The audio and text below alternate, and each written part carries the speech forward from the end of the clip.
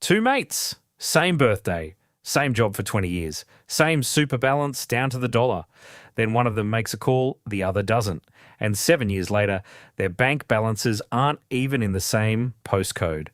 Stick around because by the end of this, you'll know exactly which one of them you are. G'day, welcome back. Today we're talking about the one number almost every Australian bloke eventually has to face, 60. Not because it's just another birthday, because it's the day your super stops being locked away and starts being yours to touch. What you do with that single moment can be worth six figures over the next 30 years of your life. So grab a cuppa and let's get into it. Here's the bit most blokes don't clock until it's staring them right in the face. 60 is what's called your preservation age. The first birthday where the super you've been quietly building since your very first job, maybe stacking shelves or doing an apprenticeship, is finally within reach. For anyone who's been grinding since their 20s, tradies, teachers, coppers, forklift drivers, that's a genuinely emotional moment. The urge to march into the boss's office and hand in your notice on the spot is real. Some blokes have been counting down to this exact birthday for years. But here's the catch nobody mentions. The age pension doesn't start until you're 67. So if you clock off at 60, there's a 7-year stretch where Centrelink isn't in the picture at all. No top-up, no safety net, no fortnightly deposit landing in your account, just whatever you've managed to put away over the decades. That gap catches more blokes out than you'd think, because most people assume retiring and pension day happen at the same time. They don't. So how much is enough? According to the latest ASFA retirement standard, a single homeowner needs somewhere around $630,000 in super to fund a comfortable lifestyle from 67 onwards.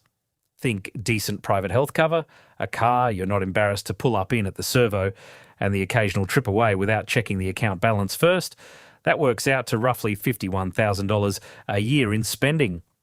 Compare that to the modest lifestyle figure, which is a fair bit lower and leans heavily on the pension to cover the gaps. But notice that $630,000 number assumes you start drawing at 67. Knock 7 years off the front end, and the very same pool of money has to stretch a lot further, with nothing coming in to top it back up. Here's the part almost nobody thinks through properly. While you're working, your super isn't just sitting there gathering dust, it's being topped up every single payday. Your employer's tipping in 12% of your wage, and as of July this year, under the new Payday Super rules, that money has to land in your account within 7 business days of every payday, instead of once a quarter like it used to be. That's actually a decent win for working blokes. More time in the market, more compounding. But the moment you retire, that tap gets switched off completely.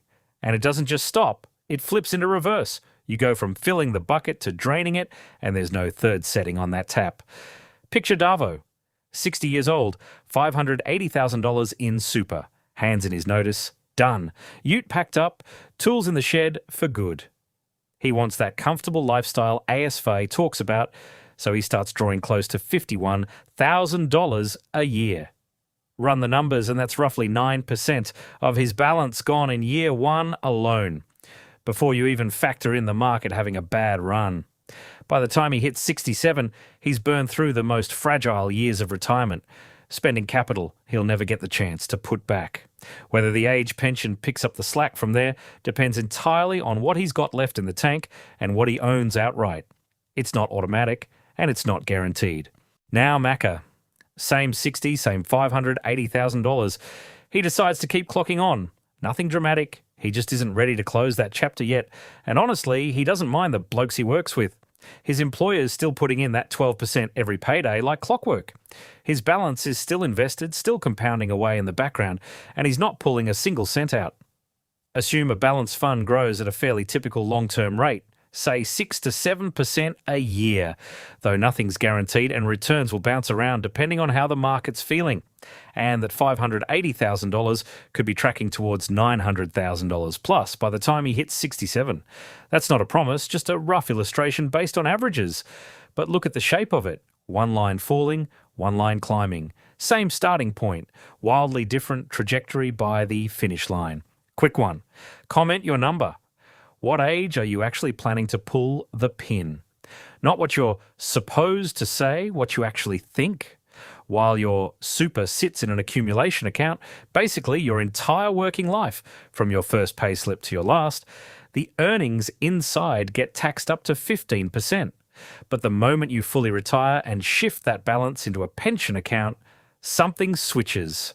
The earnings become completely tax-free, and from 60 onwards, so is the income you draw out of it. No tax on the growth, no tax on what lands in your bank account. That's genuinely one of the best deals in the entire Australian financial system. And barely anyone talks about it at the pub.